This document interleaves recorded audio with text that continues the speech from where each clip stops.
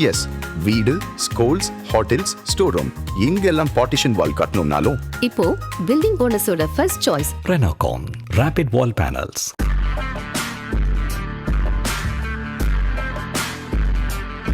வணக்கம் ஜெயஹிந்த். இன்றைக்கி நம்ம சேனலில் பாகிஸ்தான் பற்றி ஒரு முக்கியமான அப்டேட் பார்க்க போகிறோம். 2010 சைனா பாகிஸ்தான் எக்கனாமிக் காரிடர் அதோடைய அக்ரிமெண்ட் முடிஞ்சு அந்த ஓப்பனிங் செரிமனி பார்த்தீங்க அப்படின்னா பாகிஸ்தான் ஒரு கனவு பூமியாக மாறப்போகுது. $60 பில்லியன் அளவுக்கான முதலீடுகளை சைனா பாகிஸ்தானில் செய்ய போகிறாங்க. பாகிஸ்தானுடைய லேண்ட்ஸ்கேப்பே மாறப்போகுது, எல்லாம் மாறப்போகுது அப்படின்னு சொல்லிட்டு இருந்தாங்க. இப்போது இந்த ப்ராஜெக்டில் பல இடங்களில் டோட்டலாக சொதப்பி, இது ஆக்சுவலாக பார்த்தீங்கன்னா இந்த ப்ராஜெக்டோட சிம்பிள் அண்டர்ஸ்டாண்டிங், நான் சைனா, நீங்கள் பாகிஸ்தான், நான் உங்கள்கிட்ட வந்து $60 பில்லியன் முதலீடு பண்ணுறேன். எங்கே பண்ணுறேன்? டேமில் பண்ணுறேன், பவர் ஜென்ரேஷனுக்கு, ரோட்ஸு, அந்த ரோடு யாருக்கு? ஈரான்லேருந்து என்னை கனெக்ட் பண்ணுறதுக்கு. கேஸ் பைப்லைன் அது யாருக்கு? ஈரான்லேருந்து என்னை வந்து எனக்கு சிங்ஷியாங்கில் இருக்கக்கூடிய அந்த ப்ராவின்ஸுக்கு கேஸ் தேவை. ஸோ பைப்லைனை நான் கனெக்ட் பண்ணுறேன். அப்புறம் வந்து ஒரு துறைமுகத்தை கொண்டு வரேன், கவடார் துறைமுகத்தை கொண்டு வரேன், ஒரு விமான நிலையம், சர்வதேச விமான நிலையம் எல்லாமே. இப்போ இதோட கான்ட்ராக்ட் எல்லாமே ஒரு சீன நிறுவனம் தான் செய்யும். பல சீன நிறுவனங்கள் இருக்காங்க, அவங்க தான் செய்வாங்க. ஸோ உங்கள்கிட்ட $60 பில்லியன் இன்வெஸ்ட் பண்ணிவிட்டு அந்த பணத்தை நான் திரும்ப எடுத்துக்கிட்டேன், அதுக்கு நீங்கள் எனக்கு வட்டியை தட்டுவீங்க. இதில் வரக்கூடிய பெனிஃபிட்ஸ் அப்படின்றது அதிகமாக பார்த்தீங்க அப்படின்னா சைனாக்கு தான் போகும். 80-20 அந்த மாதிரி தான் ஒரு அக்ரிமெண்ட்டு. இப்போ இந்த இடத்துல அந்த அக்ரிமெண்ட்டை போடும்போது ஒரு இராணுவ அதிகாரி சொல்லியிருந்தார் பாகிஸ்தான்லேருந்து, இந்த ஹைவேனால நம்மளால் எதுவும் பண்ண முடியாது. முதல்ல இந்த அக்ரிமெண்ட்டில் என்ன இருக்குன்னு படிக்கிற அளவுக்கு கூட நமக்கு வந்து தகுதி இல்லை. அவங்களோட சிவில் இன்ஜினியர்ஸ்லாம் மிகப்பெரிய ஒரு மேதாவிகள், நம்ம சைடில் அந்த மாதிரி யாருமே கிடையாது. இந்த இராணுவ அதிகாரி என்ன சொன்னாருன்னு பார்த்தீங்கன்னா, இதனால் பாகிஸ்தானிகளுக்கு எந்த பயனும் இல்லை. டோல்கேட் ஆப்ரேஷன் கூட அவங்க தான் பண்ணுறாங்க. அந்த டோல்கேட்டில் இருக்க சிசிடிவி ஆப்ரேஷன் கூட அவங்க தான் பண்ணுறாங்க. அதிகபட்சமாக அதில் போகக்கூடிய வாகனங்களுக்கு பஞ்சை ஓட்டுறக்கூடிய அந்த வேலைவாய்ப்பு மட்டும்தான் பாகிஸ்தானுக்கு கிடைக்கும் அப்படின்னாரு. நேற்று வரை, அதாவது இந்த ஆப்ரேஷன் செந்தூருக்கு பிறகெல்லாம் பார்த்தீங்கன்னா கூட சைனா மீண்டும் நாங்கள் இன்வெஸ்ட்மெண்ட்ஸை பண்ணுறோம், இது கனவு ப்ராஜெக்ட்னு இந்த கனவை வந்து ஒரு கிட்டத்தட்ட ஒரு 15 வருஷமாக அவங்க நாட்டு மக்களுக்கு விற்றுக்கிட்டு இருந்தாங்க. இப்போது அவங்களுடைய பிளானிங் மினிஸ்டர், திட்ட கமிஷனோட மினிஸ்டர் அஷான் இக்பால் இஸ்லாமாபாத்தில் ஒரு கருத்தரங்கில் பேசும்பொழுது, the country has drop the catch of the game changer CPEC அப்படின்றத அவர் பதிவிட்டிருக்காரு. அதாவது இந்த சிபெக் ப்ராஜெக்டோட பயனை வந்து பாகிஸ்தான் பெற தவறிடுச்சு. கிட்டத்தட்ட அந்த பாகிஸ்தான் அந்த இது வந்து இந்த ப்ராஜெக்ட் ஃபெயில் ஆயிருச்சு, இதனால் பாகிஸ்தானுக்கு எந்த பயனும் இல்லை அப்படின்னு சொல்லிட்டு, இது வந்து ஒரு சிஸ்டமேட்டிக் ஃபெயிலியர். இதுக்கு முன்னாடி இருந்த பிடிஐ அரசாங்கம், அதாவது இம்ரான்கான் பிரதமராக இருக்கும் பொழுது நிறைய லஞ்ச லாவணியம்லாம் இருந்தாங்க, சைனா நிறுவனங்களை வரவிடலை, அதனால தான் இந்த மாதிரி நடந்துச்சு, நாம் இந்த ஆப்பர்ச்சுனிட்டியை தவற விட்டுட்டோம், $60 பில்லியன் இனிஷியேட்டிவை அப்படின்னு சொல்லியிருக்காப்புல. இப்போது இதில் ஒரு பொலிட்டிக்கல் பிளேமிங் நடக்குது. பிடிஐ அட்மினிஸ்ட்ரேஷன், அதாவது இம்ரான்கானுக்கு இப்போ இருக்கக்கூடிய அந்த இப்போ இவங்க அரசியல் சாசனத்தை மாற்றின பிறகு 2 முக்கியமான விஷயம் நடந்திருக்கு. 2 சுப்ரீம் கோர்ட் சீனியர் ஜட்ஜஸ் வந்து ரிசைன் பண்ணியிருக்காங்க, அவங்க நீதிபதிகள் ரிசைன் பண்ணியிருக்காங்க. அப்புறம் பிடிஐயோட அஜிடேஷனுமே இப்போ வந்து கொஞ்சம் கொஞ்சமாக அதிகமாக ஆரம்பிச்சிருக்கு. ஸோ இந்த நேரத்தில் இது டொமஸ்டிக்காக பொலிட்டிக்கலாக எப்பயுமே சொல்ல, ஒரு எதிர்கட்சி வந்தாங்க, அவங்க அரசை அமைக்கிறாங்க அப்படின்னா முன்னாடி கவர்மெண்ட்டை எப்பயுமே குறை சொல்லுவாங்க, அது ஜனநாயகத்தில் எப்பயுமே நம்ம பார்க்குறது தான். பட் இந்த இடத்துல ப்ரீ எலெக்ஷனில் பார்த்தீங்க அப்படின்னா, அதாவது இம்ரான்கானுடைய தேர்தல் பிரச்சாரத்தில் சிபெக்கில் அதிகமான லஞ்ச லாவண்யத்தை பிஎம்எல்என் பாகிஸ்தானுடைய முஸ்லீம் லீக் பார்ட்டி பண்ணாங்க அப்படின்னு சொல்லி நவாஸ் ஷெரீஃபோடைய இதை வந்து குற்றம் சாட்டியிருந்தார். அதன் பிறகு பார்த்தீங்கன்னா பிடிஐக்கு வந்த பிறகு அந்த சிபெக்கோட மொமெண்டம் வந்து கம்மியாச்சு. ஏன்னா இதில் ஒன்றுமே கிடையாது நம்மளுக்கு அப்படின்னு சொல்லி இம்ரான்கான் நாட்டுடைய பாதுகாவலரை நிறையா டைம் பார்த்தீங்கன்னா ஒரு மோதியை வந்து கம்பேர் பண்ணுவாப்பில், பாருங்கள் மோதி இந்தியாவை எப்படி எடுத்துகிட்டு போயிட்டாரு, நாம் வந்து இது பண்ணோம், சுயசார்பு, இதெல்லாம் பேசிகிட்டு இருந்தார். அதன் பிறகு 2023 ஷபாஸ் ஷெரீஃப் வரும்போது இதை வந்து தடுக்கிறதுக்கான இதை தான் பார்க்கணும் அப்படின்னு சொல்லி இந்த வேலையை வந்து இம்ரான்கான் பார்த்துருக்காப்புல, அமெரிக்காவுக்கு ஆதரவான. காமெடி என்னன்னா, அது இம்ரான்கானை தூக்கி வெளியில் போட்டதே அமெரிக்கா தான். ஏன்னா அந்த ரஷ்ய பயணம், இம்ரான்கான் அமெரிக்காவை எதிர்த்து பேசினது, இந்த மாதிரியான காரணங்களுக்கு. ஸோ இப்போ ரியாலிட்டி, ஒரு ஓசன்ட் அனலைசிஸ் பண்ணி ரியாலிட்டி என்ன அப்படின்றது பார்ப்போம். 2015 இவங்க ஒரிஜினலாக சொன்னது அப்படின்னு பார்த்தீங்கன்னா 20 லட்சம் வேலை வாய்ப்புகள். இந்த 20 லட்சம் வேலை வாய்ப்புகள் எங்கே அப்படின்னு பார்த்தீங்கன்னா 2015 சைனா சொன்னது. பாகிஸ்தான் சொன்னது கிட்டத்தட்ட 30 லட்சம் வேலை வாய்ப்புகள்.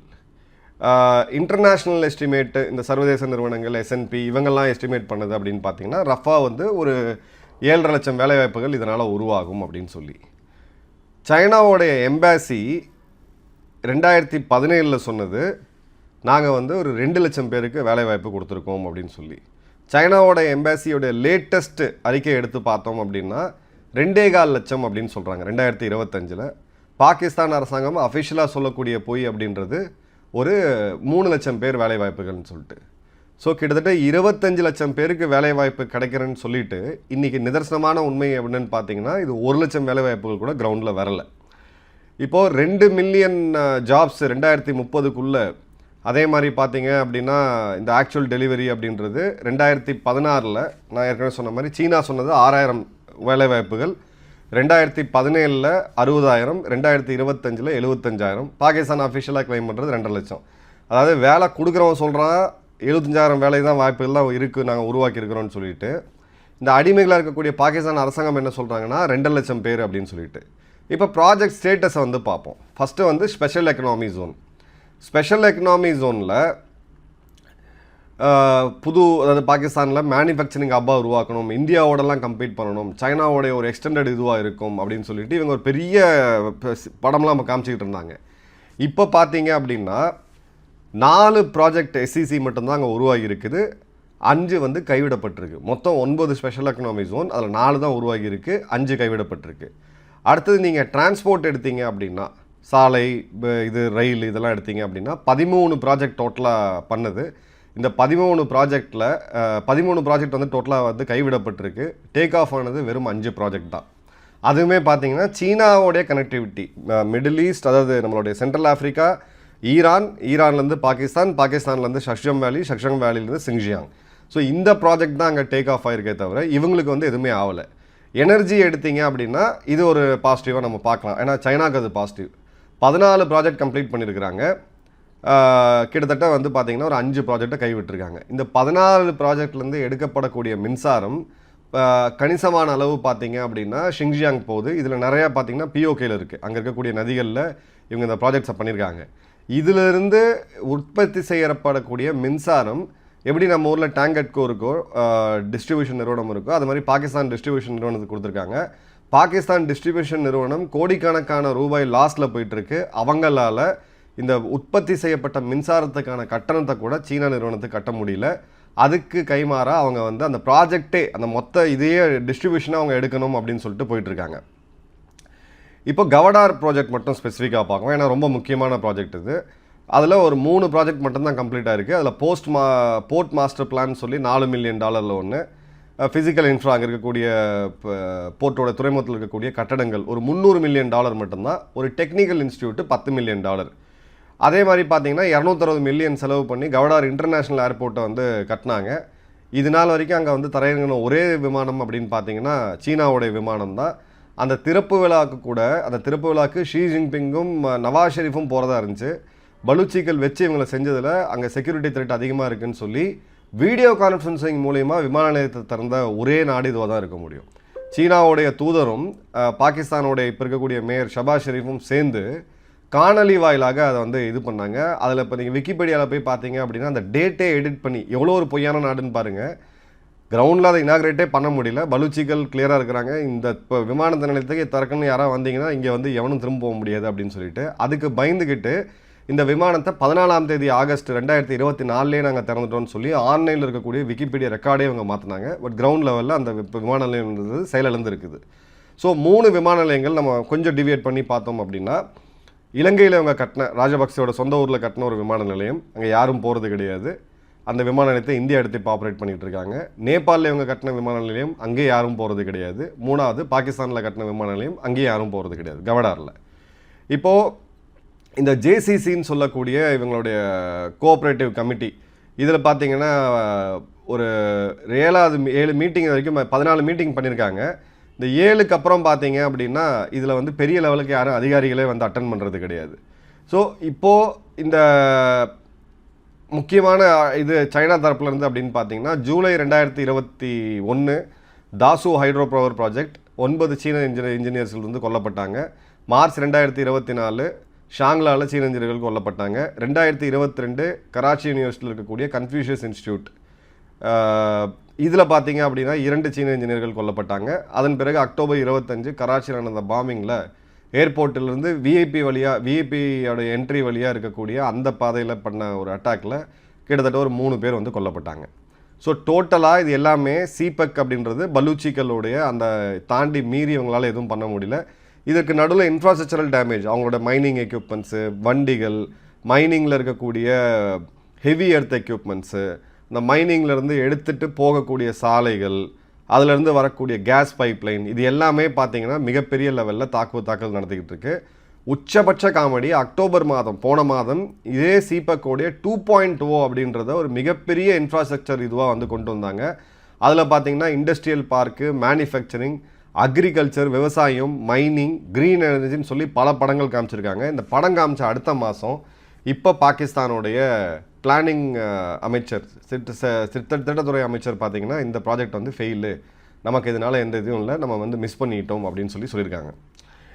இப்போது அஷான் இக்பால் சொல்லக்கூடியது என்ன அப்படின்னு பார்த்தீங்கன்னா, ஒரு சிட்டிங் மினிஸ்டர்ட்டு ஒரு ரேர் அக்கௌண்டபிலிட்டி, ஜென்ரலாக முன்னாடி இருக்கக்கூடிய ஆட்சின்னு சொன்னால் கூட இந்த ப்ராஜெக்ட் ஃபெயிலுன்னு சொல்லி முதல் முறையாக பாகிஸ்தான் வந்து அங்கீகரிக்குது. அதன் பிறகு பார்த்தீங்க அப்படின்னா இது நாள் வரைக்கும் இவங்க 2 பேருமே மாறி மாறி இந்த ப்ராஜெக்ட்ஸ் எல்லாம் வந்து மிகப்பெரிய லெவலில் இருக்குது அப்படின்னு சொல்லிட்டு இருந்தாங்க. பட் இப்போது பார்த்தீங்கன்னா டோட்டலாக சைனாவே மேனிப்புலேட் பண்ணுவாங்க. அவங்க வர ஒரு கொடுக்கக்கூடிய அஃபிஷியல் ஃபிகர்லேயே 15 வருடமாக 75,000 பேருக்கு தான் வேலை வாய்ப்புகள் இருக்குது. வேலை வாய்ப்பை வந்து நீங்கள் இண்டஸ்ட்ரி கிரியேட் பண்ணுறதுனால மட்டும் வராது, படிப்பறிவு உள்ள மக்கள் வேணும், அடுத்தது வாழ்க்கையில் முன்னேறணும்னு கூடிய அந்த சிந்தனை வேணும், ஒரு தேர்ஸ்ட் வேணும், ஒரு காம்படிஷன் வேணும், அதுக்குண்டான கல்வி கூடங்கள் அங்கே வேணும், எஜுகேஷன் இன்ஃப்ராஸ்ட்ரக்சர் வேணும். இது எதுவுமே இல்லாமல் வெறும் உலகம் முழுக்க பயங்கரவாதத்தை எப்படி பண்ணலாம், இந்தியாவை எப்படி அழிக்கலாம், இந்துக்களை எப்படி அழிக்கலாம்னு 24 மணி நேரமும் யோசிச்சுக்கிட்டு இருக்கக்கூடிய பாகிஸ்தான்கிட்ட எப்படி போய் வேலைவாய்ப்புகளை உருவாக்க முடியும் அப்படின்னு பார்க்கணும். இப்போ 2010 காலகட்டங்களில் மன்மோகன் சிங் அவர்கள் பிரதமராக இருக்கும்போது இந்தியா மேலே ஒரு கடுமையான அழுத்தம் இருந்துச்சு. நிறையா கவர்மெண்ட்குள்ளேயே குரல் வந்துச்சு, நம்ம சிபெக் ப்ராஜெக்டை இந்தியா மிஸ் பண்ணக்கூடாதுன்ட்டு. பட் அவர் எதிர்த்து நின்னார். கண்டிப்பாக அவர் அதை வந்து பாராட்டணும். பல அழுத்தங்கள் வந்தாலும் சிபெக்கில் இந்தியா பங்கேற்காதுன்ற அந்த உறுதிமொழி அவர் வந்து எடுத்திருந்தார். வாஜ்பாய் அவர்கள் காலத்துலேயுமே அந்த உறுதி எடுத்திருந்தோம். 10 வருட காலம் யூபி அரசாங்கத்துலேயுமே நம்ம சிபெக் ப்ராஜெக்டில் போய் ஜாயின் பண்ணலை. அதன் பிறகு இப்போ அந்த பிஜேபி அரசாங்கத்துலேயுமே 11 வருஷத்தில் சிபெக் ப்ராஜெக்டில் பண்ணலை. ஒருவேளை இந்தியா ஜாயின் பண்ணியிருந்ததுன்னா இந்தியாவோட நிலைமை என்ன இருக்கும் அப்படின்னு யோசிச்சு பாருங்கள். இப்போது இந்த சிபெக் அப்படின்றது வெறும் ஒரு கனெக்டிவிட்டி இன்ஃப்ராஸ்ட்ரக்சர் ப்ராஜெக்ட் கிடையாது. இது வந்து ஒரு மிலிட்ரி ப்ராஜெக்ட்.